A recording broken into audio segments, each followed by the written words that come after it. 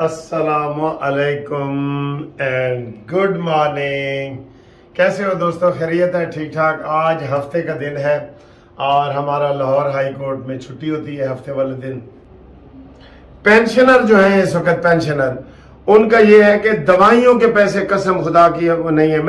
میں پینشنر کے کیس کر رہا ہوں نا, گروپ لائف انشورنس کے کیس پینشنر کے کر رہا ہوں. حیرانی ہوتی ہے اتنی کم جو ہے نا وہ ان کی پینشن ہے کہ میں سن کے حیران ہو جاتا ہوں کہ یار 3,000 4,000 5,000 یہ اس سے کیا ہوتا ہے.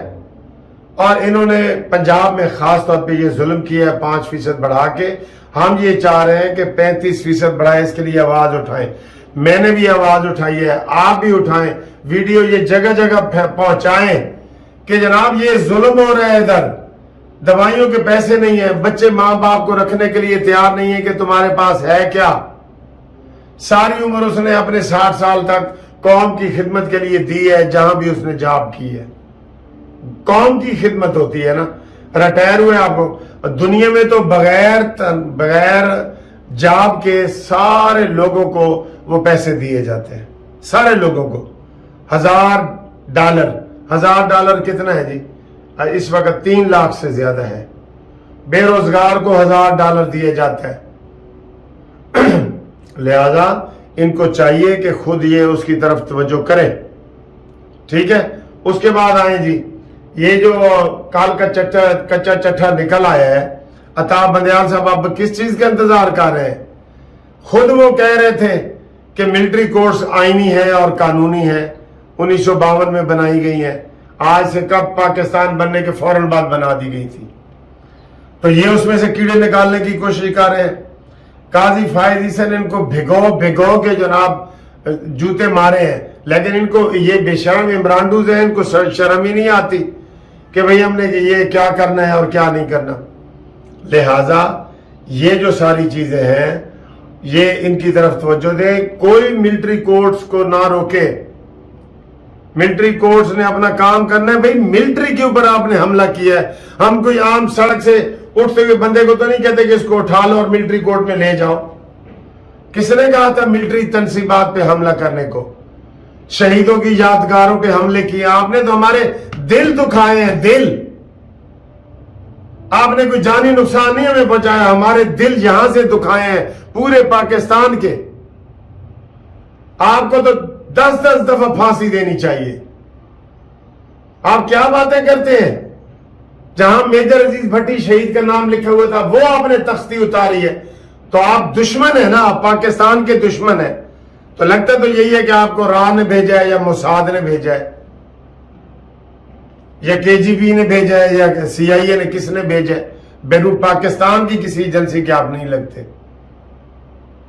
MM عالم شہید کا وہ آپ نے جہاز توڑ دیا جو نشانی تھا ہمارے تکبر کی اور فتح کی. آپ یقین کریں اس میں جتنا گہرائی میں جائیں گے نا آپ کا غصہ بڑھتا جائے گا کہ یار انہوں نے کیا کیا ہے. یہ عمران گرفتار ہوئے تو انہوں نے کیا کیا ہے؟ کیوں کہ یہ پلاننگ کے ساتھ کیا گیا. اس کا ماسٹر مائنڈ عمران خان ہے.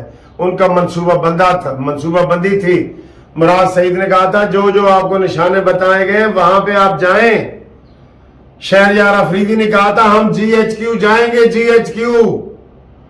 تو یہ غنڈہ گردی پہ اتر آئے تھے. یہ اپنی طرف سے انقلاب لانا چاہ رہے تھے بغاوت کر کے.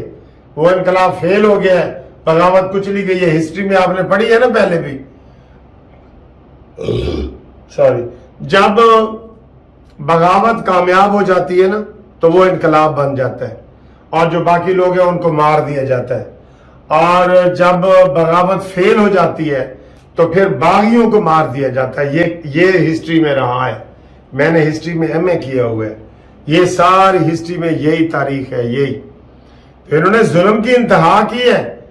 آپ ملٹری کورٹس کی باتیں کر رہے ہیں عطا بندیال صاحب, یہ کیس نوٹس کا بھی نہیں بنتا تھا. آپ اس کے اوپر بحث سن رہے ہیں 2 دن سے, پھر کہہ رہے ہیں جی 2 دن اور لگیں گے.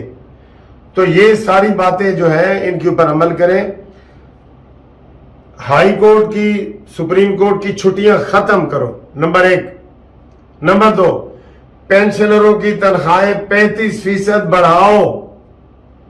नंबर 3, मिलिट्री कोर्ट्स को, जिन लोगों ने मिलिट्री के ऊपर हमला किया उनका मिलिट्री कोर्ट्स में केस करो, उसके हवाले से बात की जाएगी।